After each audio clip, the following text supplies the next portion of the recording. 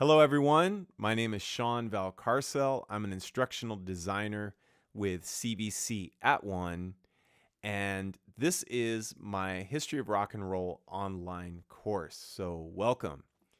My goal for this, let me say my idea for this little project, is to provide you with a walkthrough of my course so I can just talk with you about what I've applied, the principles that I've applied to course design. I've been teaching the class since 2013 online. Before that, I taught it face to face, but I have several years that I've had many successes. I've made mistakes. I've avoided pitfalls. I've learned a lot. I've made adjustments and evolved the course over the years. And that is a constant process, right? But at least it has arrived at a point where it's pretty settled, okay? So my goal is to share with you uh, what you see in the course. So these videos, you're watching this video now, you will see that I will talk through whatever you see as you're in the course. My goal also is to talk about how these principles align with the rubric that we use, the OEI Course Design Rubric. And the rubric has 4 different sections that include course content, presentation, interaction, assessment, and accessibility. So I'll also talk about, after going over the elements of each page, discussion and assignment, I'll also talk about the specific elements in the rubric that each feature aligns to. So, welcome. Let's get started. And here's my homepage. And the first thing I want to say about the homepage is that if you have a homepage that has basic information on getting started, you are already on the right track. Why is that? Because when students first enter an online course, some maybe they've had courses online before that may look different from yours, others that have never even logged into anything online. So you have a wide range of experiences. So if you have that starting point and you provide them with the basic information, which is what? Where am I? Am I in the right course? Think like, when you're on campus, I'm in the right classroom. How do I know I'm in the right classroom, right?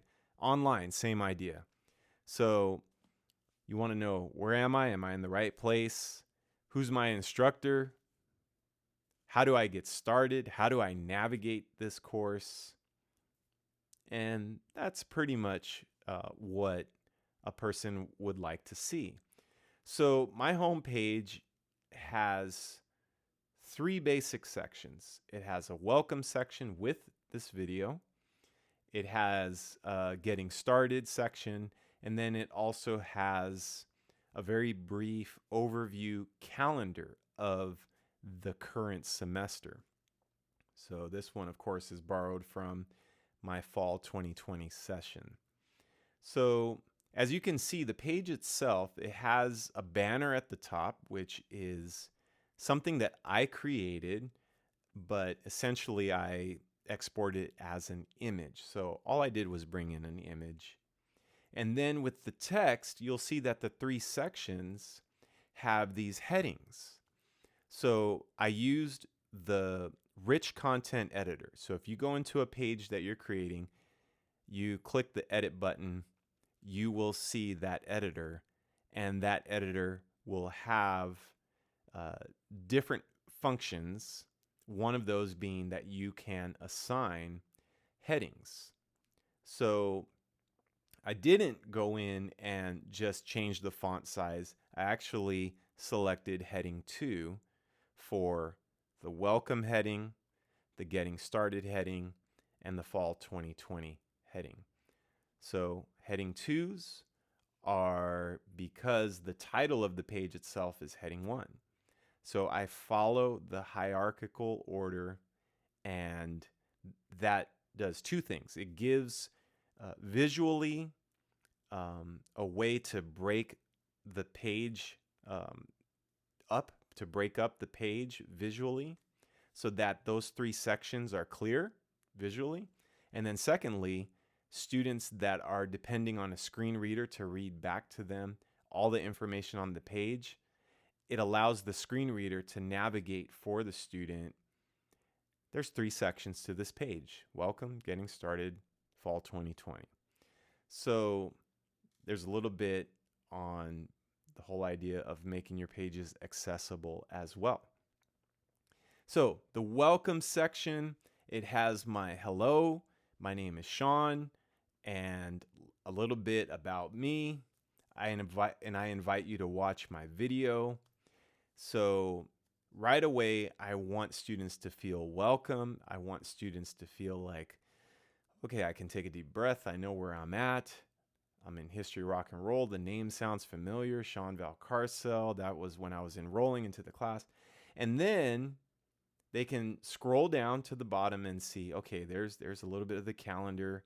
Okay, yeah, this course ends on December 18, and we have 5 modules. All right, and then of course the middle part there, getting started, and I give a little explanation on how to get started, and then I have a really cool Start Here button that sort of matches this this blue theme, blue and gray that I have. And if you're asking, okay, I'm already looking at some of these elements. How am I going to do this? How am I, can I even create that button? Right? I'll have all of those little tutorials to help you out. So no worries on that. I'm just going through an overview here and talking through it. So let me now look at or walk you through the course navigation menu. So if you look on the left side, you'll see that I have a handful of links. I have the home link, the modules link, grades, syllabus, and announcements. So I keep it very brief because my idea is that I don't want to overwhelm people that come in to visit my course with too much, right? So this is all that a student will need to navigate the course.